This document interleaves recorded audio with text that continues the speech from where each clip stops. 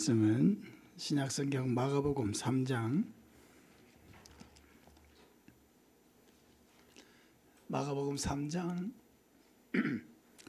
20절, 21절 두 절 말씀입니다.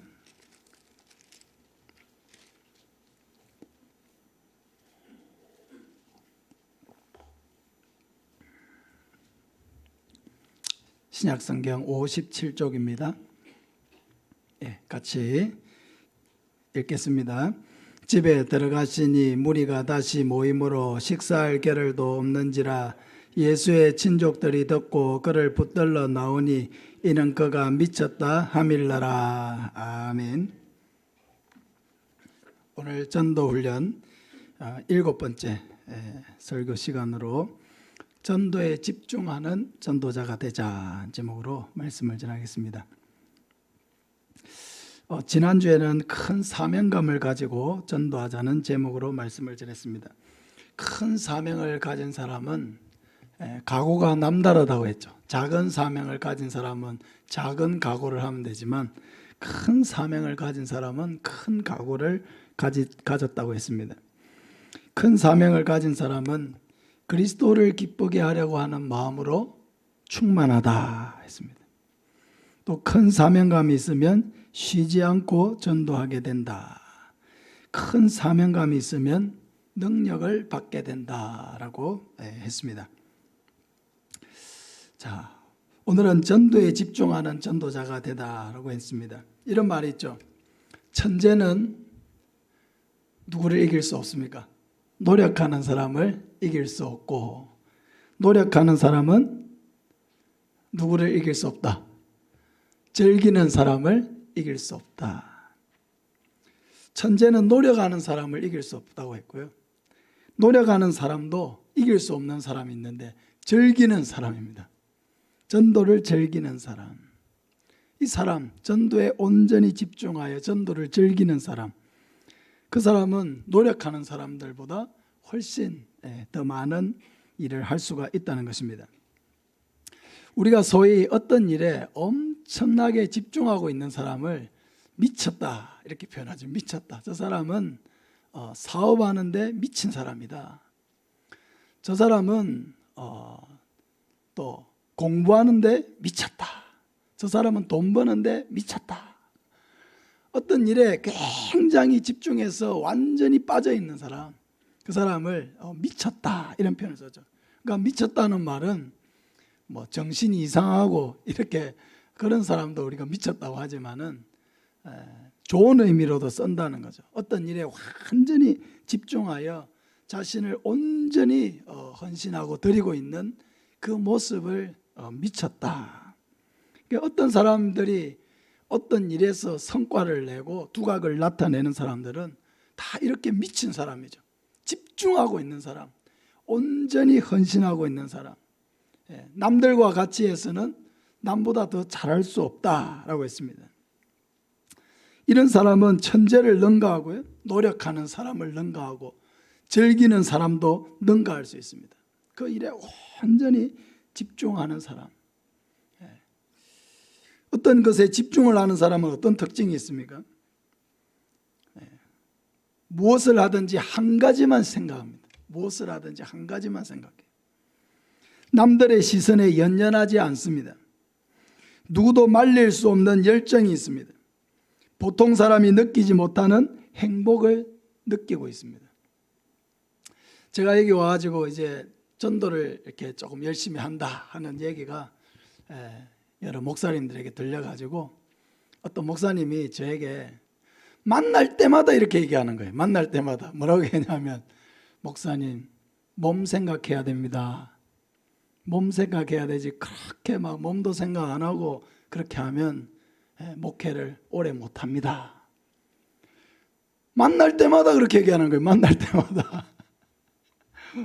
그래 제가 처음에는 그냥 뭐 한참 선배 목사님이시고 하니까 예 목사님 건강 잘 챙기면서 조심해서 하겠습니다. 만날 때마다 계속 얘기하니까 그 얘기가 별로 듣기가 싫어요. 그래서 제가 이제 한 번은 얘기를 했습니다. 목사님 무슨 일이든지 거기서 열매를 얻으려고 하니까 무리하지 않고 되는 일이 없는 것 같더라고요. 그랬어요. 그냥 대충 하고 몸 생각하면서 하고 그냥 형편되는 대로 하고 그렇게 해가지고는 그냥 현상 유지를 하는 것이지 거기에서 더 발전할 수는 없더라고요. 그러니까 거기에서 지금 있는 단계에서 한 단계를 더 넘어서려고 하면요, 무리해야 돼요. 무리해야 돼. 최선을 다해야 돼요. 100%가 아니라 120%를 해야 돼요. 그래야 거기에서 열매가 생기고요, 거기에서 뭔가 발전이 생기고요, 변화가 일어나지. 그냥 뭐 몸 적당히 생각하면서 목회를 뭐 1년 하나 뭐 30년, 20년, 30년 할 건데 시험시험 해야지. 그래가지고는요, 할 수는 있겠죠. 그렇게 해도 할 수는 있겠지만 아무런 변화도 일어나지 아니하고 아무런 역사도 일어나지 않는 그런 정도의 목회밖에 할 수가 없다는 것을 저는 알게 되었습니다. 그러니까 누가 뭐라고 하든, 또 어떤 분은 또 이런 얘기 하더라고요. 지난번에 또 이렇게 만났는데 목사님이 그래도 목사님은 전도를 계속 하시네요 이러시네. 그게 무슨 말인 것 같아요? 목사님 그래도 전도를 계속 하시네요. 그러니까 처음에 막 전도를 한다고 하니까 뭐 한 2달, 석 달, 몇 달 하다 말겠지 이렇게 생각을 했나 봐요. 근데 1년을 하고 2년을 하고 3년을 하고 4년을 하고 5년을 하니까 그래도 전도를 계속 하시네요. 이건 뭐 칭찬입니까? 뭡니까?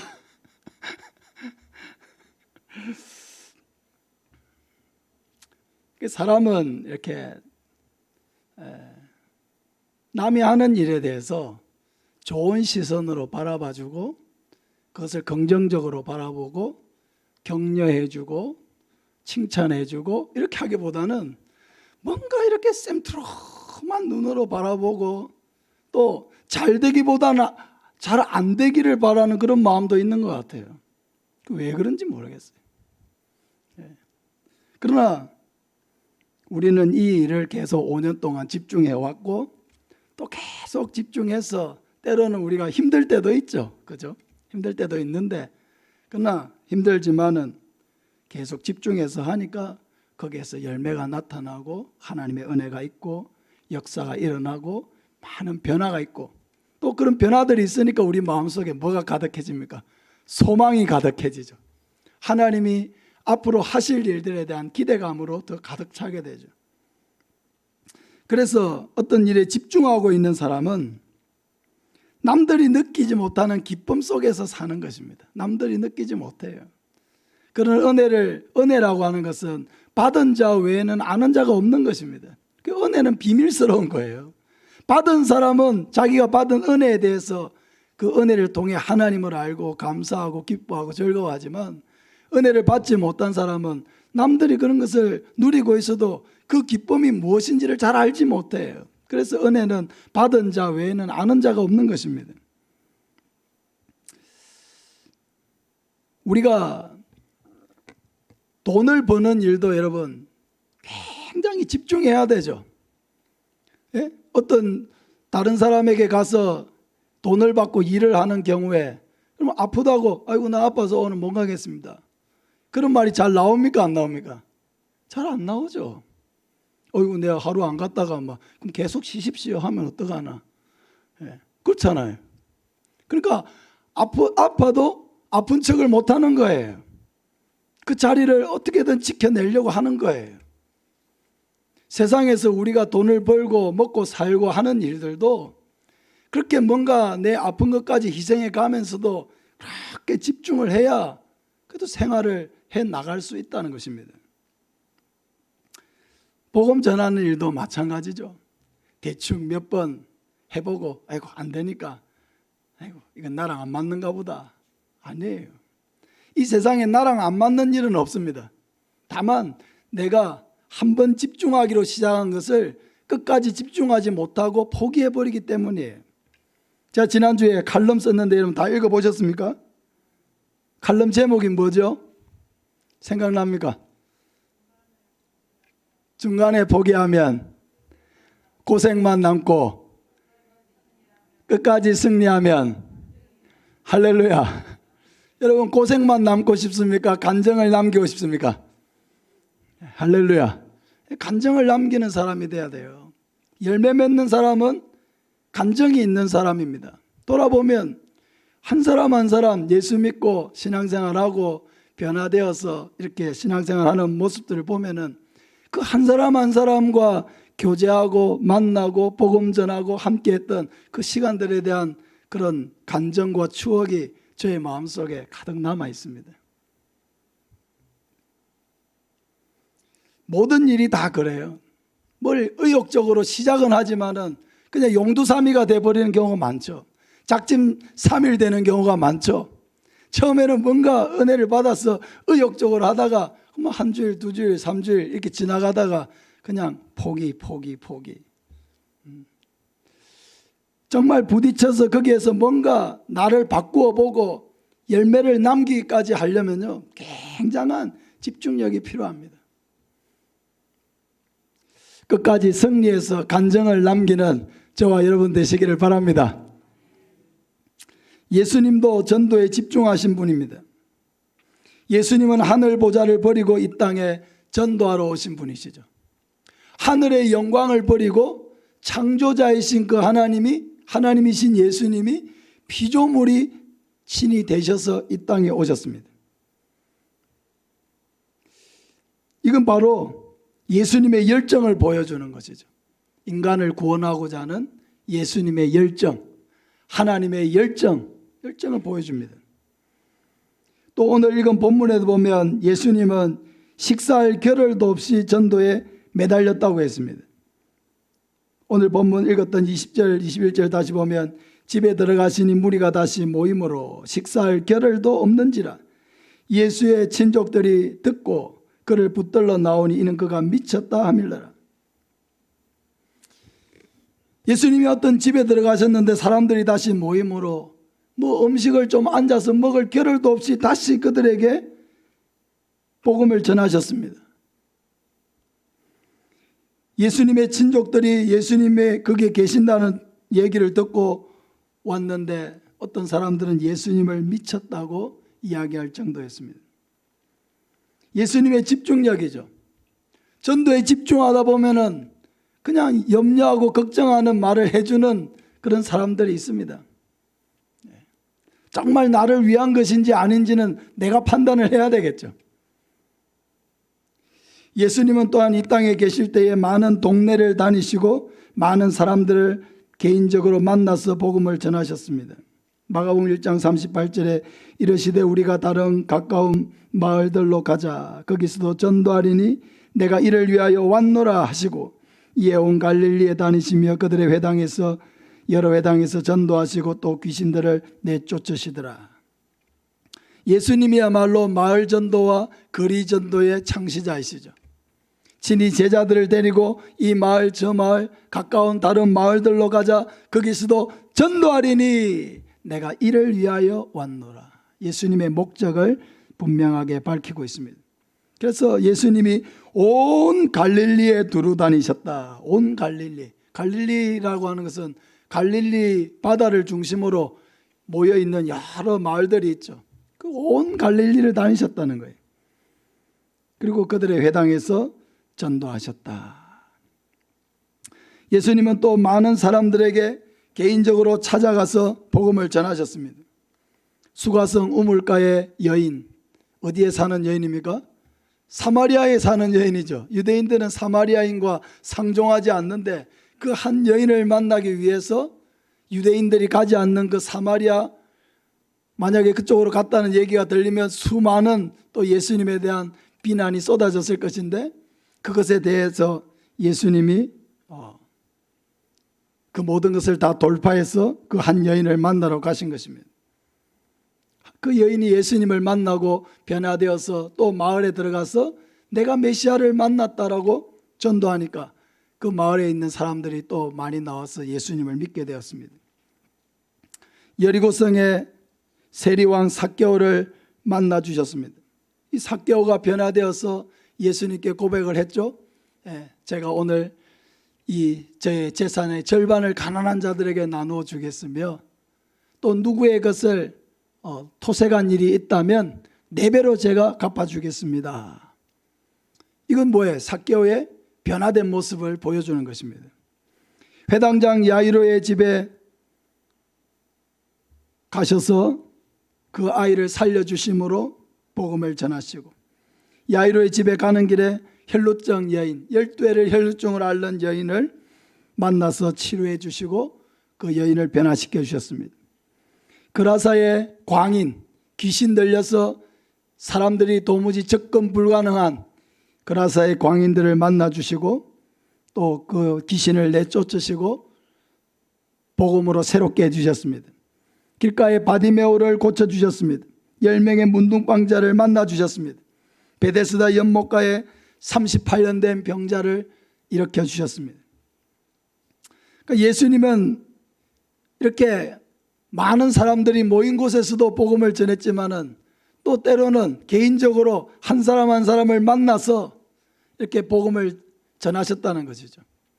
우리도 이렇게 복음을 전하고 있습니다. 초청주일에 다 와서 이렇게 많은 사람들에게 복음을 전합니다. 또 개인적으로 이렇게 찾아가서 만나서 또 복음을 전합니다. 그 장례식이 생기죠. 장례식. 저는 장례식을 밖에서 하는 초청주일이라고 생각합니다. 항상. 가족 이후 초청주일은 우리 교회에서 하는 것이고 장례식은 밖에서 하는 초청주일입니다. 가족 이후 초청주일은 1년에 2번이지만은 장례식은 1년에 5번도 생기고 7번도 생기고 하니까 밖에서 하는 초청주일이 훨씬 많습니다. 왜요? 믿지 않는 가족들이 다 오잖아요. 또 문상을 하기 위해서 여러 믿지 않는 사람들이 옵니다. 그래서 거기에서 우리가 함께 예배를 드리면 그곳에 이 장례식이야말로 예수님의 죽으심과 부활의 능력에 대해서 증거할 수 있는 매우 중요한 장소죠. 그 장례식에 오신 분들에게도 다 부활의 소망이 우리에게 있다는 것을 확신할 때 육신의 그런 죽음의 슬픔을 우리가 진심으로 위로받을 수 있게 되는 것입니다. 그리고 그 처음 예수님을 믿지 않는 사람들조차도 그들에게 예수님의 죽으심과 부활의 메시지, 이 복음이야말로 또 그들에게 전해서 예수님을 믿을 수 있는 그런 길이 될 수가 있기 때문에 장례식을 아주 중요한 초청주일로 저는 생각을 하고 항상 그들에게 복음을 전하려고 힘쓰고 있습니다. 이렇게 예수님은 많은 사람들에게도 전도하시고 개인적으로 찾아가서도 전도하시고, 그러니까 예수님은 전도하신 삶이죠. 이 땅에서. 그리고 예수님은 십자가에서 못 박혀 죽으시는 그 현장에서도 전도하는 일에 집중해서 한 영혼을 구원하셨습니다. 누가복음 23장 39절부터 우리 같이 한번 읽겠습니다. 달링 행악자 중 하나는 비방하여 이르되 네가 그리스도가 아니냐 너와 우리를 구원하라 하되, 하나는 그 사람을 꾸짖어 이르되 네가 동일한 정죄를 받고서도 하나님을 두려워하지 아니하느냐. 우리는 우리가 행한 일에 상당한 보응을 받는 것이니 이에 당연하거니와 이 사람이 행한 것은 옳지 않은 것이 없느니라 하고, 이르되 예수여 당신의 나라 임하실 때에 나를 기억하소서 하니, 예수께서 이르시되 내가 진실로 내게 이르노니 오늘 네가 나와 함께 낙원에 있으리라 하시니라. 아멘. 왜 43절이 안 나옵니까? 예. 어쨌든 예수님이 십자가에 못 박혀 죽으시는 그 고통스러운 현장, 그 현장에서조차도 그 한 영혼의 구원을 외면하지 않으셨다는 거예요. 그 십자가의 그 처절한 고통의 순간에도 예수님은 그 한 행악자에게 뭐라고 하십니까? 내가 진실로 내게 이르노니 네가 오늘 나와 함께 낙원에 있으리라. 이 사람은 세례를 받지도 않았습니다. 살아오는 동안에 무슨 교회 봉사를 하지도 않았습니다. 하나님 앞에 헌금하지도 않았습니다. 무슨 선한 일을 하지도 않았습니다. 그런데 이 행악자가 십자가에 달려서, 이 행악자에게도 가장 마지막 순간이죠.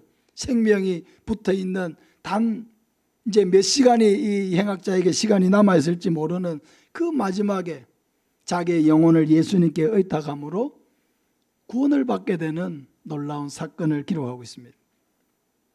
그러니까 예수님은 이 땅에 오셨을 때부터 30세 이제 공생의 사역을 시작하시고 십자가에 못 박혀 죽으시고 부활하시고 승천하실 때까지 오로지 뭐에 집중하셨습니까? 영혼 구원, 한 영혼이라도 더 구원하는 일에 집중하셨다라고 하는 것입니다. 우리가 가야 될 길은 바로 이런 예수님이 가신 길이죠. 우리도 영혼 구원에 집중하는 사람이 되어야 합니다. 이제까지는 우리가 전도한다 하면은 그냥 초청주일이 오면 그때 조금 전으로 대신자 작정하고 기도하고 또 평소에는 전도를 못하다가 그때라도 초청장도 좀 나눠주고 가서 또 휴지도 좀 사다 주고 먹을 것도 사다 주고 하면서 우리 교회 초청주일에 한번 와봐라 이렇게 권면하는 정도의 그런 전도였습니다. 이렇게 해서 우리가 전도를 해서 초청주일에 이 자리에 100명도 오고 어떨 때는 200명도 오고 또 작년 봄에는 232명이나 되는 정말 엄청나게 많은 사람들도 왔습니다. 근데 여전히 우리에게는 열매가 있기도 했고 없기도 했습니다. 그러니까 한번 초청주일에 참석한 것으로 내 사명을 다했다라고 생각해서는 안 되는 이유가 바로 여기에 있는 거죠. 한번 참석한 것으로 그 한 영혼이 정말로 예수님을 믿고 거듭난 것이 아니기 때문에 우리는 우리가 초대한 사람들을 항상 가슴에 품고 계속해서 기도하고 이 놀라운 구원의 메시지를 깨달을 때까지 그들을 다시 한번 권면하고 해야 될 책임이 우리에게 있다는 것입니다.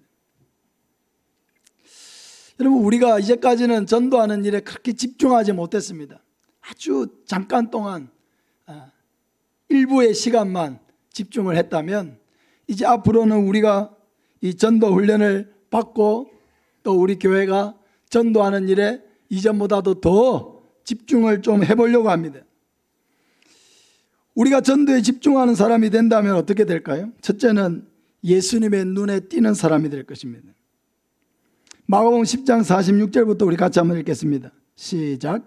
그들이 여리고에 이르렀더니 예수께서 제자들과 허다한 무리와 함께 여리고에서 나가실 때에 디모데의 아들 맹인 거지 바디메오가 길가에 앉았다가 나사렛 예수시란 말을 듣고 소리질러 이르되 다윗의 자손 예수여 나를 불쌍히 여기소서 하거늘 많은 사람이 꾸짖어 잠잠하라 하되 그가 더욱 크게 소리질러 이르되 다윗의 자손이여 나를 불쌍히 여기소서 하는지라 예수께서 머물러 서서 그를 부르라 했습니다. 왜 바디메오가 예수님의 부름을 받게 되었습니까? 사람들이 계속해서 꾸짖고 잠잠하라 했습니다. 꾸짖고 잠잠하라. 꾸짖으면서 잠잠하라. 이 약간 이제 이런 본문을 해석할 때는 이제 헬라어 문법적인 그런 해석이 조금 필요해요. 그러니까 꾸짖고 잠잠하라 이 말은요, 이 문법적으로 미완료형이에요. 미완료형. 미완료형이라면 뭐냐면은 한 번이 아니고 계속해서 꾸짖고 계속해서 막 조용히 하라고 했다는 거예요. 옆에 사람이 한번 조용히 해. 시끄러. 한 번 얘기하고 끝난 게 아니고 계속해서 꾸짖고 계속해서 조용히 하라고 막 계속해서 이렇게 얘기했다는 거예요. 미완료형이라는 것은. 근데 이 옆에 있는 사람들이 미완료형으로 이 바디메오를 꾸짖었다면 바디메오도 미완료형으로 응수했어요. 뭐냐? 계속해서 다윗의 자손 예수여 나를 불쌍히 여기소서 하는 말을 바디메오도 지지 않고 계속했어요. 그러니까 한번 생각을 해보세요. 옆에서는 야 이놈아 시끄럽다 조용해 입 닥쳐 계속 옆에서 막 이 사람 저 사람 막 이 바디메오를 막 계속 누르는 것입니다. 근데 그게 굴하지 않고 바디메오도 어떻게 했다고요?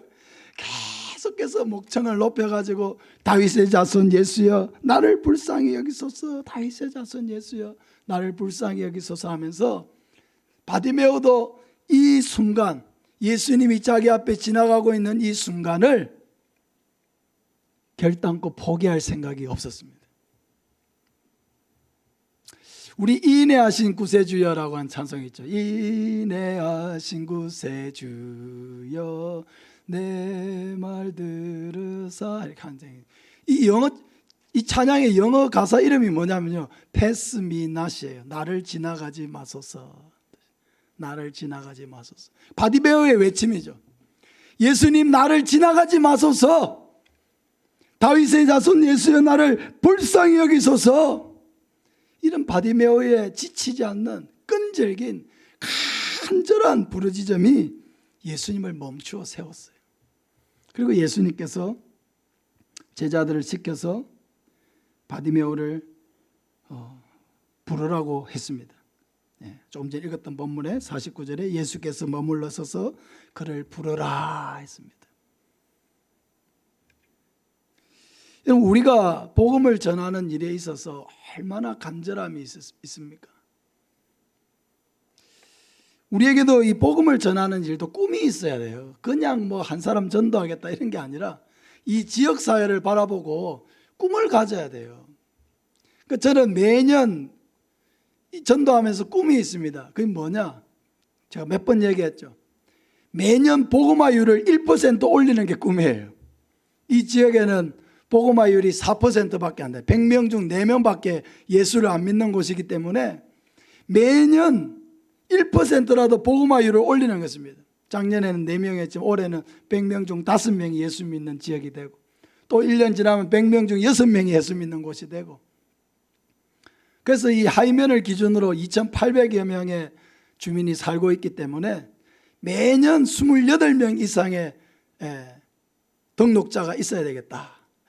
매년 28명 이상을 우리가 전도해서 정착을 한다면 그러면은 1%가 올라가는 것입니다. 1%가.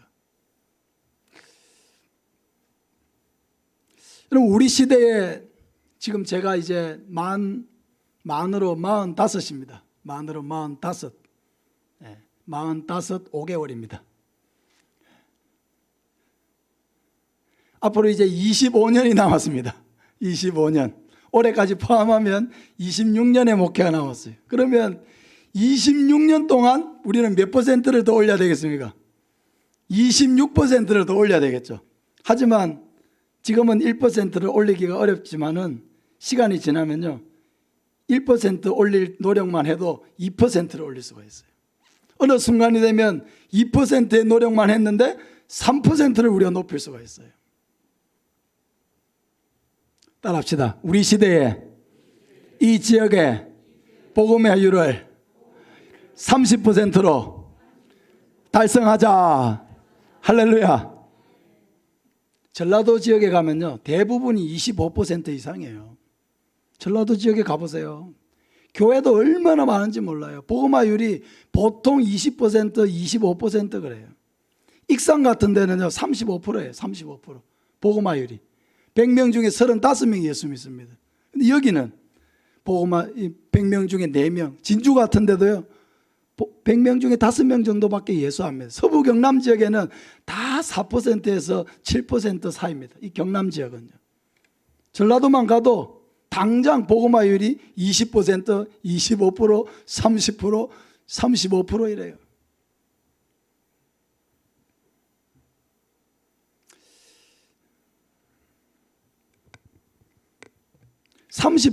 하이면의 30%가 예수를 믿으면요, 하이면 주민이 800명이 우리 교회로 가야 돼요.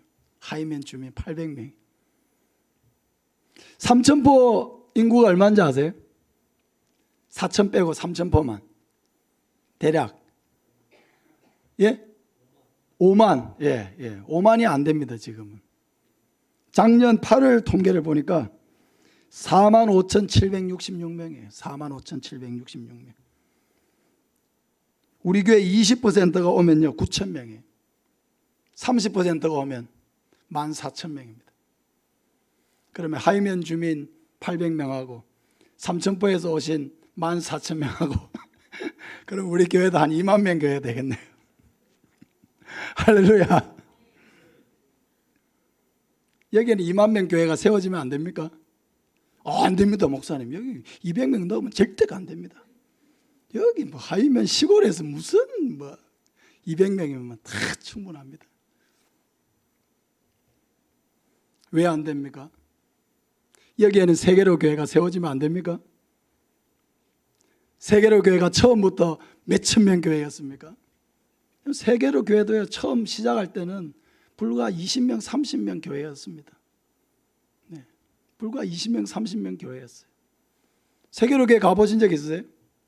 거긴 다 공단 지역입니다. 공단이에요. 집이 없어요. 교회 주변에 집이 없습니다. 집을 만나려면요, 최소 15분, 20분 차를 타고 가야 집이 나타나요. 마을이 나타납니다. 그 세계로 교회에 출석하는 그 수천 명의 교인이 다 어디서 오느냐? 최소 20분, 30분 거리는 제일 가까운 데서 오는 성도들이고요. 대부분은 1시간 또는 막 2시간, 3시간 거리에서 다 와요. 그런 데서도 전도해가지고 수천 명이 모이는데 이렇게 입지 조건이 완벽한 곳에서 왜 몇천 명이 못 모이겠습니까? 뭐 그런 대형 교회를 만들자 이런 생각을 얘기하는 게 아니라 우리가 복음을 이 지역 사람들에게 꿈을 가지고 전하다 보면 왜 그런 일도 있지 않겠느냐라고 하는 것입니다. 하나님이 하시는 일을 우리가 제한할 필요가 없어요. 하나님 그렇게까지 생각 안 하셔도 됩니다. 우리는 한 200명만 해도 족하니까 그 정도 선에서 그냥 다 알아서 해주시면 됩니다. 우리가 그런 생각을 가지면요, 하나님이 딱 그만큼만 하십니다. 하나님은 인격적인 분이시거든요. 그러나 우리는 꿈을 꿉니다. 이 지역이 지금은 4%밖에 예수 믿지 않는 지역이지만 매년 1%라도 더 복음화율이 높아져서 정말 우리 지역에 2집 건너서 한 집은 예수 믿는 그런 마을들이 되도록 그것을 우리가 꿈꾸는 거예요.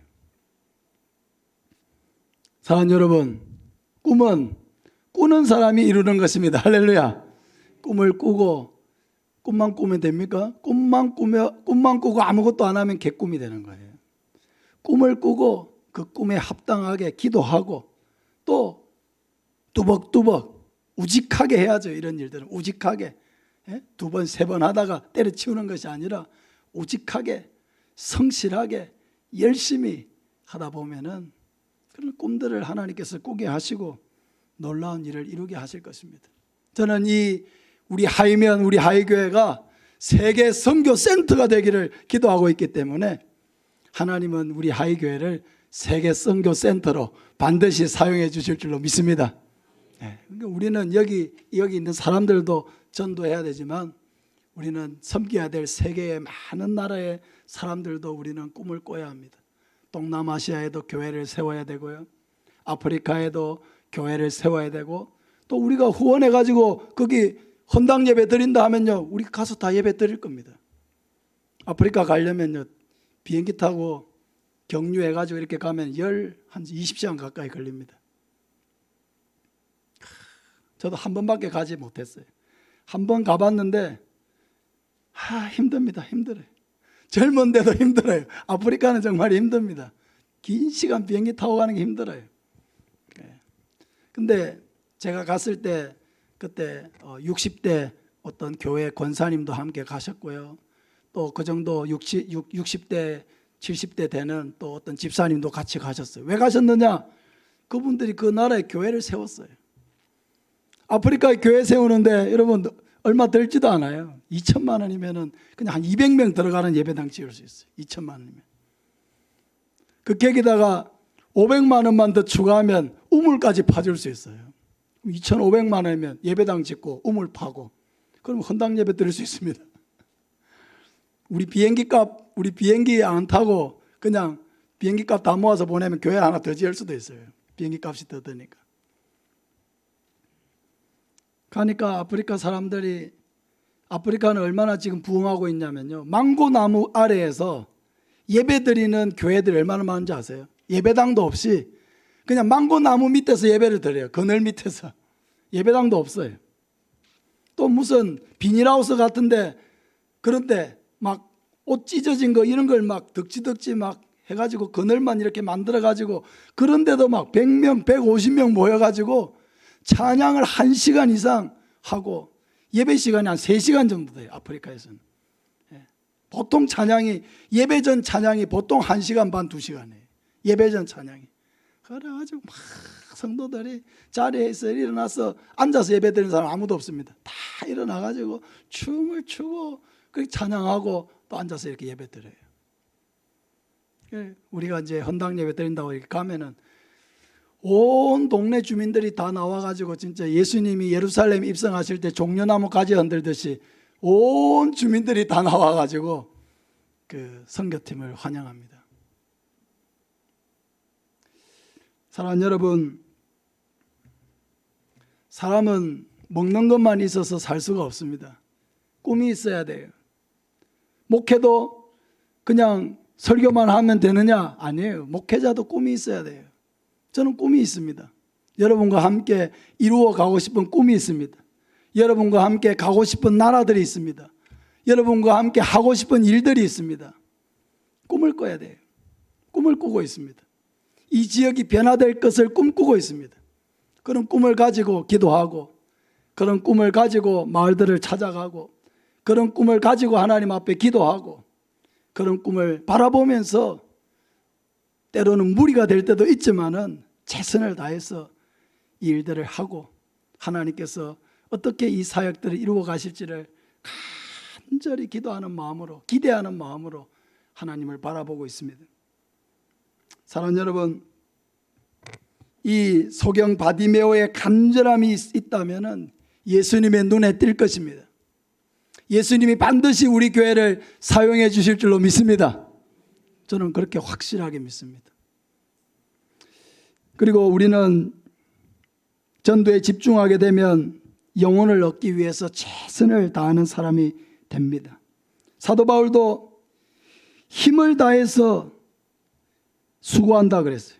골로새서 1장 28절 이하에 우리가 그를 전파하여 각 사람을 권하고 모든 지혜로 각 사람을 가르치면 각 사람을 그리스도 안에서 완전한 자로 세우려 함이니 이를 위하여 나도 내 속에서 능력으로 역사하시는 이의 역사를 따라 힘을 다하여 수고하노라.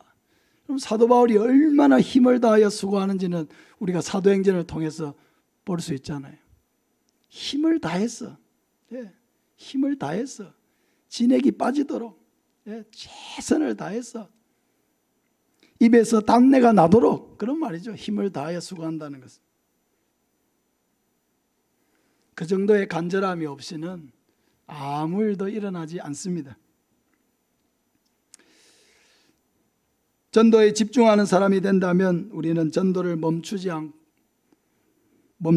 견딜 수 없는 그런 사람이 됩니다. 예레미야 20장 7절 우리 같이 한번 읽겠습니다. 여호와여 주께서 나를 권유하심으로 내가 그 권유를 받아 싸우며 주께서 나보다 강하사 이기셨으므로 내가 조롱거리가 되니 사람마다 종일토록 나를 조롱하나이다.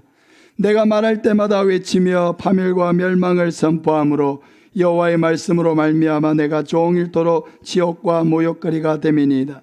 내가 다시는 여호와를 선포하지 아니하며 그의 이름으로 말하지 아니하리라 하면 나의 마음이 불붙는 것 같아서 골수에 사무치니 답답하여 견딜 수 없나이다. 하나님이 말씀을 주셔서 선포하긴 하는데 예레미야가 말씀을 선포하는 이 시대는 이제 남유다가 멸망하기 직전의 시대입니다. 바벨론의 포로로 끌려가기 직전의 시대입니다. 그러니까 아무도 하나님의 말씀을 듣지 않습니다. 아무리 옳은 얘기를 해도 예레미야에게 돌아오는 것은 무엇밖에 없느냐? 핍박밖에 없어요. 내가 종일토록 사람들에게 조롱을 당한다고 했습니다. 내가 말할 때마다 외치며 파멸과 멸망을 선포한다고 그랬습니다.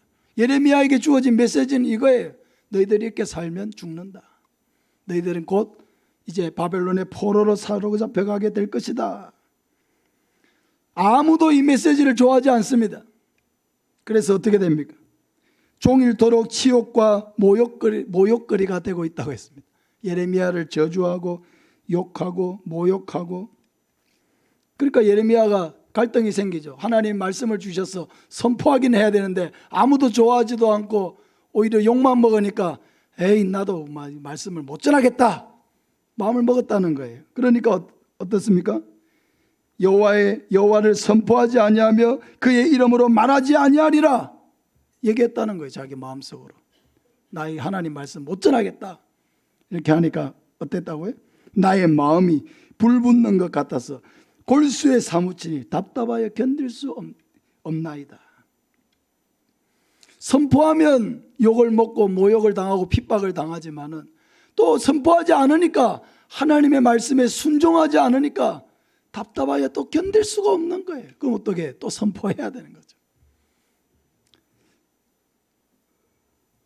힘이 들다고 해가지고 아이고 나 전도 못하겠다 하면은 마음이 편해집니까? 안 편해집니다. 성도는요, 전도를 해야 편해지지 전도를 안 한다고 마음 먹어가지고는 절대로 마음이 안 편해집니다. 왜? 부담감이 우리 마음속에 항상 있기 때문입니다. 부담을 사명으로 바꾸어서 복음 전파자의 삶을 살아야 우리가 마음에 기쁨이 있고 평안이 있지, 복음 전하지 아니하고 나는 그냥 예배만 잘 드리고 봉사만 하지 전도까지는 나의 일은 아니야, 100번 자기 마음속에 다짐을 해도요, 그 마음에는 평안이 없다니까요. 사명자는 사명을 다해야 평안이 오지, 사명을 다하지 않으면 절대로 평안을 누릴 수가 없습니다. 예레미야의 마음과 똑같은 거예요. 부담을 안고 평생을 살 것이냐, 이 부담을 사명으로 바꾸어서 영혼을 구원할 것이냐. 답은 정해져 있습니다. 따라합시다. 부담을 사명으로 바꾸자. 바꾸어내야 돼. 우리의 신앙생활에서 단 한 번은 바꾸어내야 합니다. 끌려가는 신앙생활이 되어서는 안 됩니다. 이 전도 문제에 있어서 반드시 성도는 넘어서야 올바른 신앙생활을 할 수 있고 승리의 신앙생활을 하고 확신에 찬 신앙생활을 할 수가 있습니다. 저와 우리 성도 여러분, 우리 하이교회 성도는 절대로 전도를 부담감으로 안고 사는 성도들이 아니라 이 부담을 사명으로 바꾸어서 많은 사람들에게 축복의 통로로 살아가는 저와 여러분 되시기를 예수님의 이름으로 축복합니다. 제가 기도하겠습니다.